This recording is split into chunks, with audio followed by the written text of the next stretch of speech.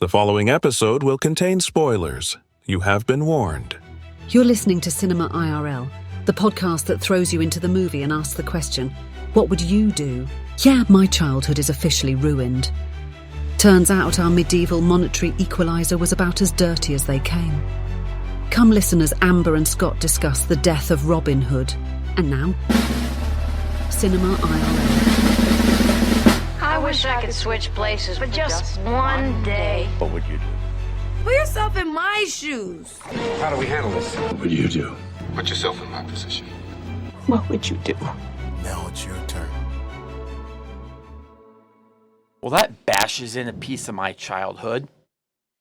Yeah, I kept thinking of the Disney version of Robin Hood, where Robin Hood was a fox and Little John was a bear, and they were mostly doing the Lord's work. Yeah, there was really no Lord's work being done on this one. This was a little bit of Braveheart kind of feel with a lot of gore and blood and murder. Yeah, I wouldn't even say Braveheart, because Braveheart was, he did have a noble cause. perspective, good guy. I think we can safely say that he was not. Alrighty, ladies and gentlemen, welcome to Cinema IRL. We are talking about the death of Robin Hood. And we see Robin Hood as a man that has murdered countless people in gruesome and terrible ways by beheading them and locking them in burning houses and just torturing them. And he does not seem to have any remorse. And when actually questioned by someone at the beginning of the film who's trying to learn about Robin Hood, even though she secretly knows it's Robin Hood and he's pretending he's not, we learn that he has no remorse. He kills for fun. It's not, and there's no noble cause of stealing from the rich and giving to the poor. He just hurts and maims and tortures because he enjoys it. Yeah, you forgot about getting an arrow shot. So this film is basically centered around an event that happens early in the film. Little John, who we know from the basic story, who's kind of his sidekick, is also a murdering torturer as well. And at some point, some bad guys came and they took over, kind of like a home invasion. They took over his house. They took his house. They took his land. They took his wife. They took his daughter. And too bad, so sad, he got out alive. So, but he knows they're there and that these people have his house and his farm and his land and his wife and his daughter. So he goes to Robin Hood and says, hey, can you help me get them back, get everything back? And Robin Hood says, okay, sure. Yeah, why not? I'm looking for a good way to die as it is. Yeah, and unfortunately, it goes sideways. His wife dies. The house is ultimately set on fire, and they are lucky to get away without being killed. Yeah, well, at least at that point. And Robin Hood has been beaten and stabbed and pummeled within an inch of his life. And Little John takes him to this island where there is a sister/nurse who will get him well and healthy again. Yeah, the dude got hit with the business end of a mace. Yeah, I don't know how much about maces. I know enough to know I do not want to be hit by one. Big, heavy, and spiky. Yeah, for sure. And Little John takes him to this island and then says, okay, we're going to go now. I'm going to go with my daughter, his wife's name was Margaret. Margaret Jr. And his daughter's name was Lil Margaret. Margaret Jr. Lil Margaret. Lil Margaret. I like the Margaret Jr. Yes, so she was Little Margaret, and off they go to hide from the people who are now after them. So he didn't get his house, he didn't get his land, he didn't get his wife, and now he and his daughter are on the run. So we follow the journey of Robin Hood being on this island with this sister being nursed back to health. It's dumb that only boys can be juniors. There should be women juniors. You want more like Sarah Jr. and Elizabeth Oh, I was going to say Elizabeth III, but that actually kind of is. Yeah, now you're just getting into royalty. So we see Robin Hood being brought back, being lovingly cared for by Sister Bridget. It was Bridget, right? Yeah, I think so. And it turns out Bridget's backstory is actually pretty relevant here because Bridget's husband and their children were killed by Robin Hood. Dun, dun, dun. Mind you, we are definitely jumping out of order as far as what we know and when we know it, but yeah, it's still relevant. I'm giving an overview here, and then we can jump into some specifics. Yeah, exactly. We're not recapping. So at that point, we realized that if this woman really knew who this man was, because now he's going by the name of Randolph and trying to hide his identity, things would be panning out a lot different. So and that's mostly the premise of the film, is his time on the island and whatnot. So let's go back to the beginning here with some what would you do's. You are a bad guy. You have no problem killing, maiming, hurting. And your bestie says, hey, let's go take down these people and get my wife and my land and my farm and my daughter back. Well, this is not exactly Robin Hood in his youth by any means. This is a old, grizzled Robin Hood. And as you commented, back in the day, age was a very different thing. Life was very hard. He looked like he was 50 or something, but you said he was probably 39. Yeah, I was joking about that. I figure he was probably like 60s at that point. I don't know if people lived to be that old back then. They died of Sometimes they did. I don't know. Maybe 50. I don't know. Either way, he was good with his life, and he was looking for, it was like so many tales about him. He wanted a tale of his death, not just, oh, I died. Well, that okay, but that doesn't have anything to do with Little John. So Little John says they're outmanned. There's so many people on the property, but hey, come help me. That was part of Robin's saying, like, yeah, let's do it, because he was like, I'll probably die, but it'll be a good story. Yeah, he does seem to be all in for mayhem. And when it doesn't go well, and Robin ends up at the island, what would you do if you're Robin? You're there, you need someone to tend to you, but you also have this opportunity to not necessarily disclose who you are. You don't disclose who you are. You are one of the most famous outlaws in the land. A lot of people don't like you. If nobody knows who you are and can figure it out, fresh start. Well, that also goes to fundamentally who he is as a person. Like, he is a bad guy and isn't remorseful about it in the least. So not disclosing who he is more out of a smart survival thing of everyone hates him. He's basically killed everyone who knows someone who had a kid or a grandpa or a dad or a sister or a brother. Everyone's been affected in some way by Robin Hood. So let me be a little more clear about this, because he told that first girl.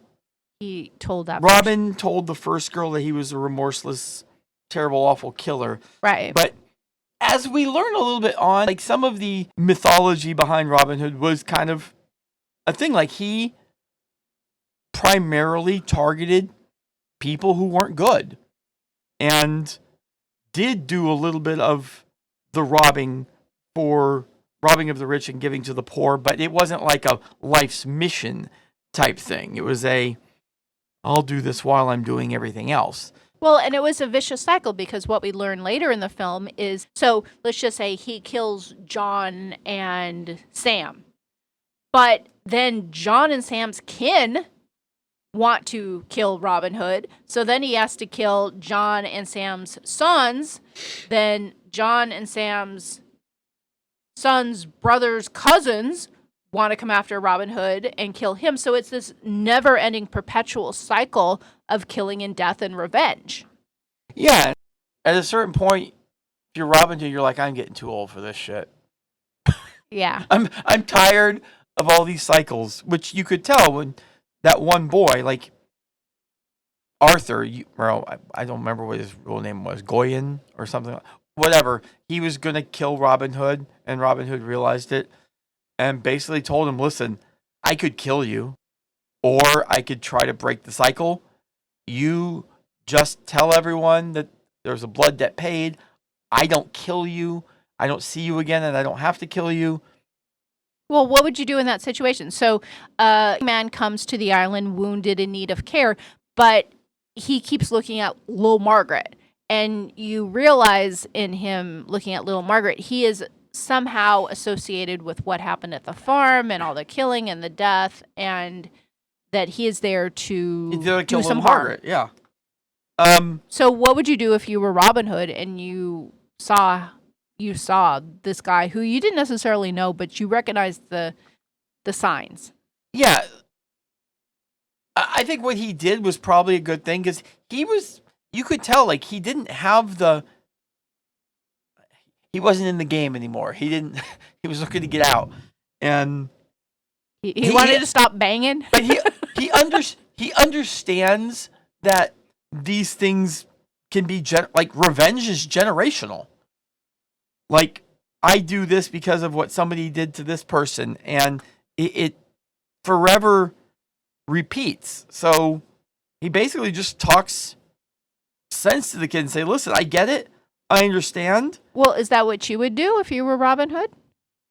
Would you get out of this cycle and let someone off the hook that could not only kill you and little Margaret, but could bring back an army of people to do so, and others could get hurt? Because he does not seem to be a guy who really cares about others getting hurt.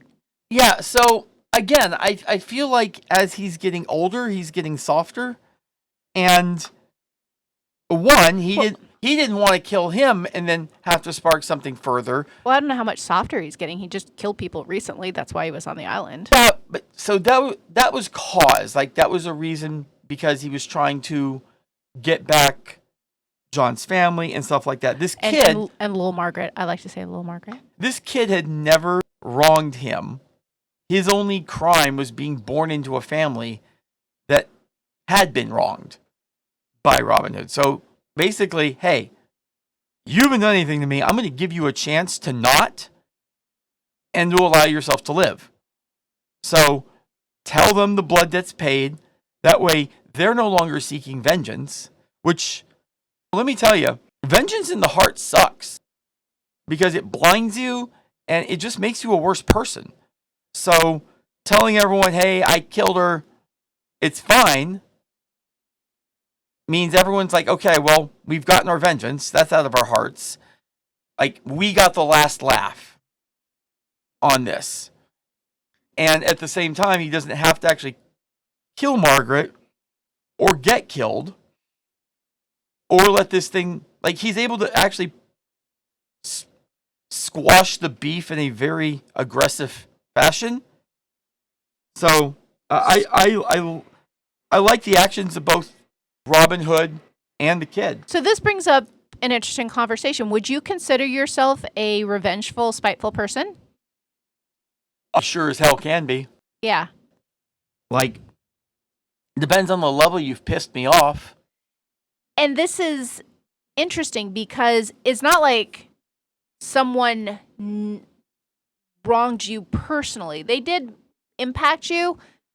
If a third cousin dies, I don't know if you knew them, how impacted you are. If your dad dies, you absolutely care. If your son dies, you absolutely care. If your brother dies, you care. But I'm sure there's families there that are coming after Robin Hood because their third cousin removed got killed. Yeah. Because it's inheriting the vengeance, the revenge, the injustice that was done to them. And I'll tell you that as I'm getting older, I'm not really loving the idea of being vengeful or spiteful. But if someone does push me to that point, like, mine's not reciprocal. What do you mean? If I'm doing vengeance or something, I'm going to make you seriously regret whatever the first thing you did. Like, it will be a much larger magnitude than whatever you did. If you're doing vengeance? If I'm doing the vengeance. I know I sound like a nice chipper guy, and I mostly try to be, but Let me tell you, if you give me an actual reason for vengeance, man, this persona goes away. So there is a man on the island who is a leper, and Robin / Randolph, the name he's going by, formed this amicable relationship. And the leper is destined to die because he has leprosy.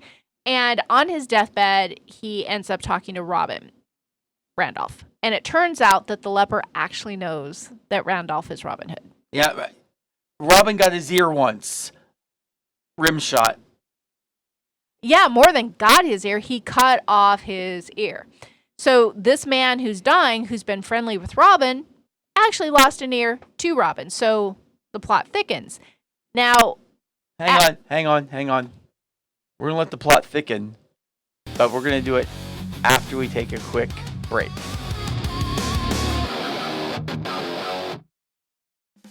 Overwhelmed by the technical side of podcasting?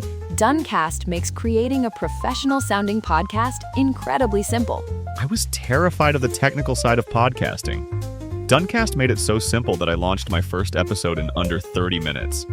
Just record, and our patent-pending AI tools handle the rest, giving you studio-quality sound at a fraction of the time and cost. We also distribute your show to all major platforms like Spotify and Apple Podcasts, so all you have to worry about is being the creator. If you want it done fast, use Duncast. Visit Duncast.com to start your free, no credit card required trial today.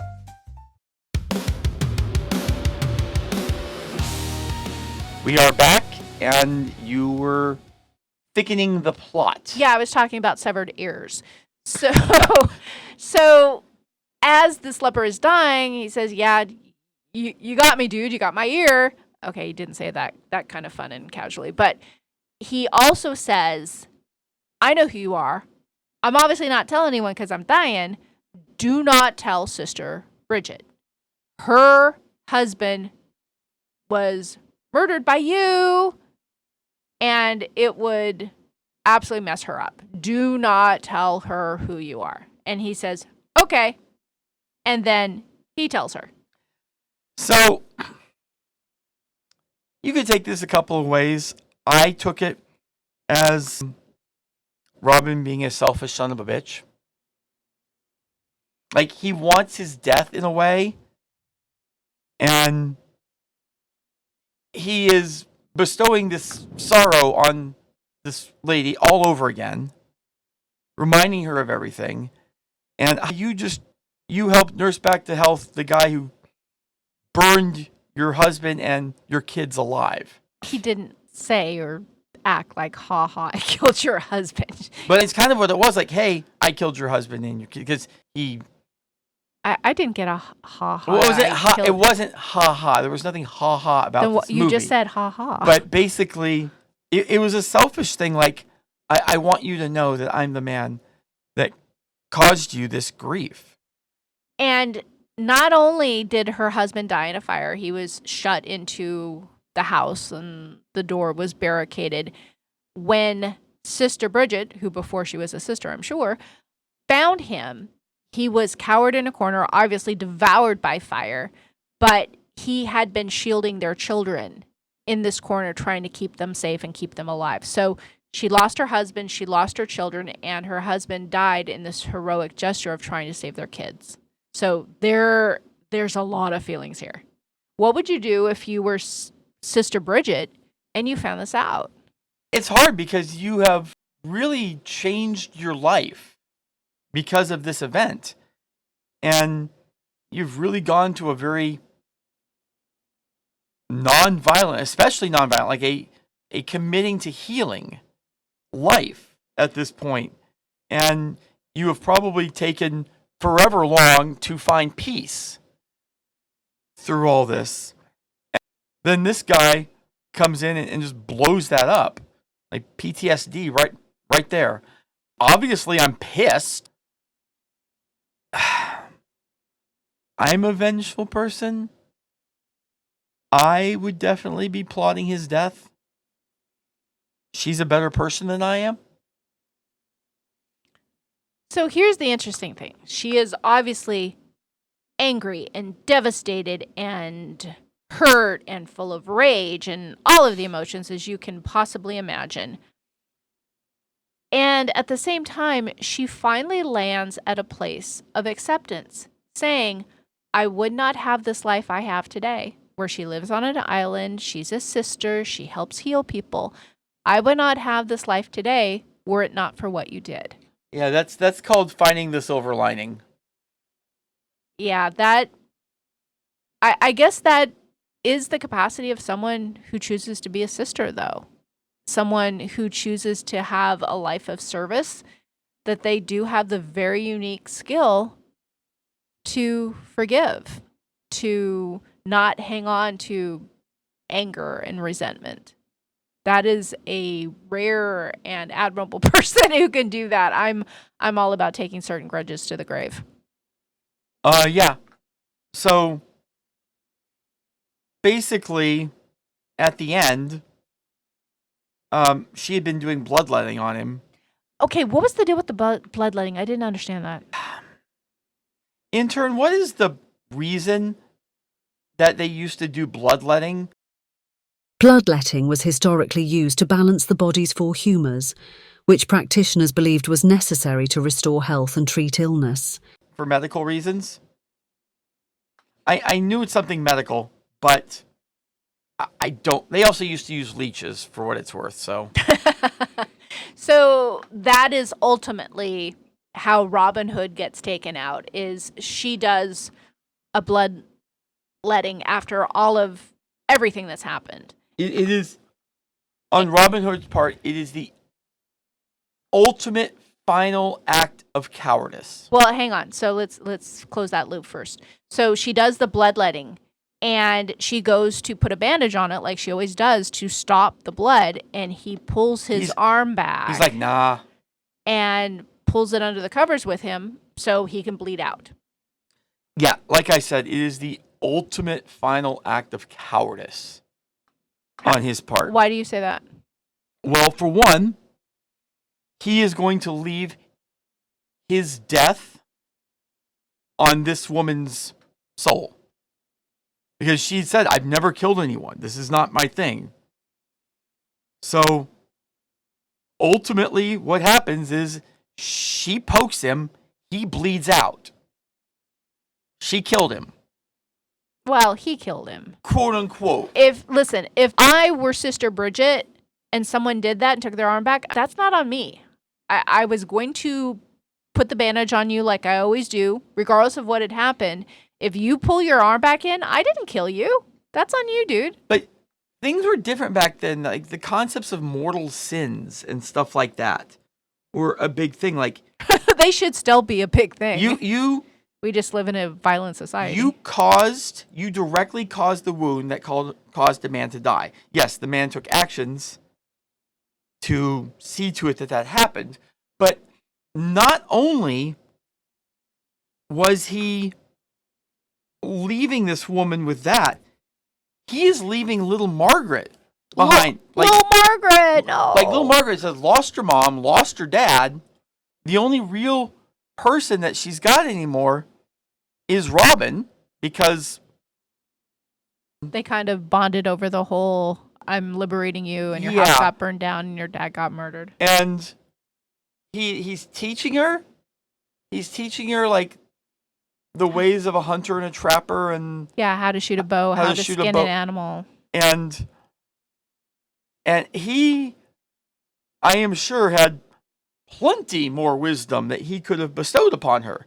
Not to mention, like, given her more time age-wise, because, I mean, I don't think you ever really deal well with leaving someone behind, or someone leaving you behind, but I have to think the older you are, the easier it is to deal with a little bit. And so he just leaves this thing on this little girl that he made his final act in life having that girl shoot her arrow. Okay, she didn't seem dumb. Like she was for folks who didn't see the film, as he's dying and bleeding out on the bed, he's instructing little Margaret on how to use the bow that he made for her and instructing her to shoot it out the window and hold it like this and do that. And finally says, release the arrow. She does, and he dies. Yeah, like he timed that basically with his final breath. And That's some precision. Well, that was kind of his thing. He was a pretty precise guy. So I would expect nothing less in his death. So, but yeah, no, it was, for me, it was just very cowardly. What he did, maybe he didn't see it that way, or maybe he did. Maybe, see, there is also this. And while it was cowardly, it also wasn't. Now, mind you, the cowardly part way exceeds, in my opinion. But he wanted this death that tales would be told over. He bled out in bed from bloodletting. There's no fail. There's no tale, no fable, no anything like that comes from that. It's just he died. So maybe this was, in a way, he probably saw it as penance. Like a way to do a good thing on the way out, like giving her the vengeance, because that's what he knew. Giving her the vengeance. Yeah, he gave her the vengeance. No, yeah, like that's what he knew about getting vengeance and stuff like that. So he figured giving somebody else that satisfaction at the end would probably, be a good thing because he liked it. Well, I don't think she would have so much, and I think that if this movie had continued, it would have screwed up both those girls. Yeah, I agree. So, final thoughts on Robin Hood? Yeah, I can never watch the Disney movie again, ever. I actually want to watch the Disney movie again just so I can scrub all of that mayhem and violence and murder and ear cutting and bloodletting and fire starting. Yeah, but I'd probably be the only person watching a Disney movie every 10 minutes screaming, "Bastard!" We hope you enjoyed our episode. Thank you for listening. And to catch all the new episodes, please subscribe. We release 2 to 3 episodes weekly, so we'll have new content regularly. Until next time.